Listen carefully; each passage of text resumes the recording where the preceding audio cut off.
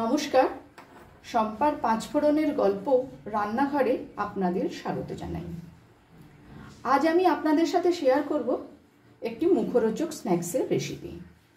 এই মুখরোচক স্ন্যাক্স বানাবার জন্য আমি এখানে নিয়েছি একটা সেদ্ধ আলু, কিছুটা আদা কুড়োনো, একটু রসুন কুচি, কাঁচা লঙ্কা কুচি, দুটো চিজের কিউব, 1 কাপ সুজি, ধনেপাতা আর নুন হলুদ তো লাগছে।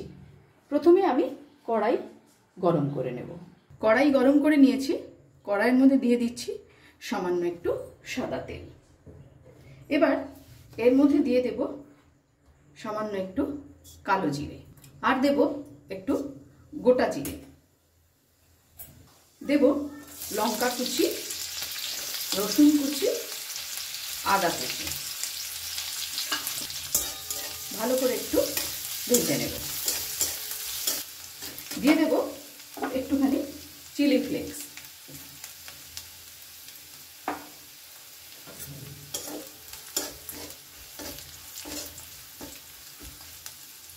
দিচ্ছি কিছুটা নুন। গ্যাসের ফ্লেমটাকে আমি একদম লোতে করে এবার এর মধ্যে একটু জল দিয়ে দিচ্ছি।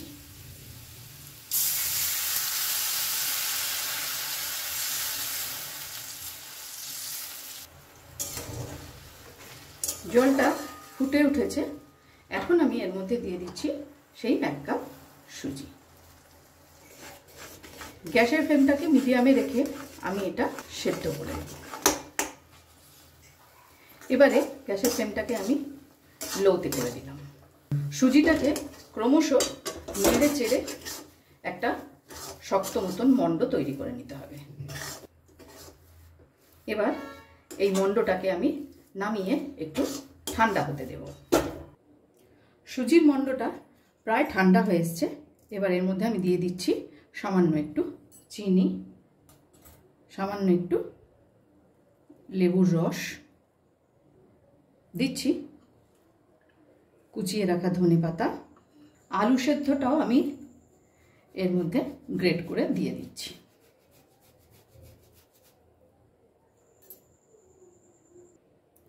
চিজের কিউব দুটো আমি এর মধ্যে কুড়িয়ে দিয়ে দিচ্ছি।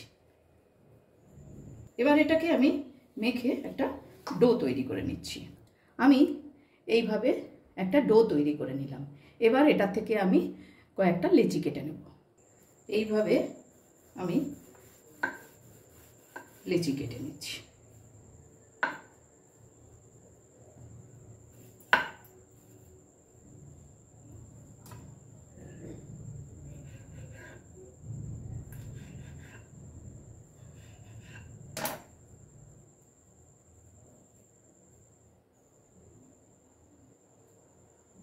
আপনারা চাইলে অন্য শেপও দিতে পারেন।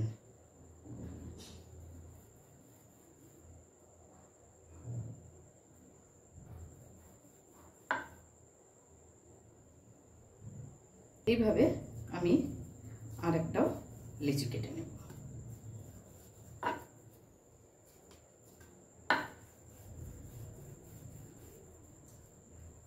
সন্ধেবেলা চায়ের সাথে বা হঠাৎ বাড়িতে কোনো গেস্ট এলে এরকম একটু স্ন্যাক্স বানিয়েই দেওয়া যেতে পারে।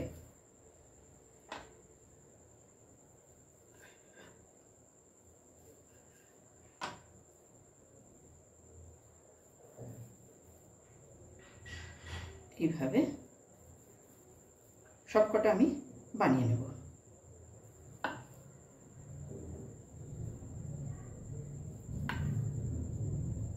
কড়াই গরম হয়ে গেছে।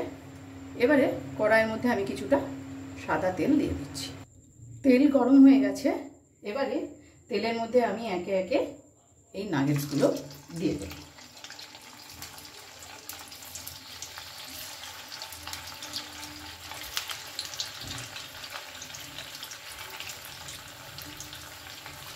এবারে উল্টে পাল্টে এটাকে আমি ভেজে নেব। এবার এগুলোকে আমি একটু হালকা হাতে উল্টে দেব।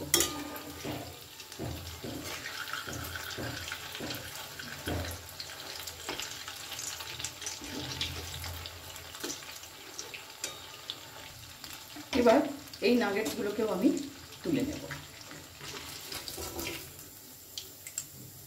তৈরি করে নিয়েছি 1 কাপ সুজি ও একটা মাত্র আলু সেদ্ধ দিয়ে মুখরোচক একটি সুজি আলুর নাগেটস।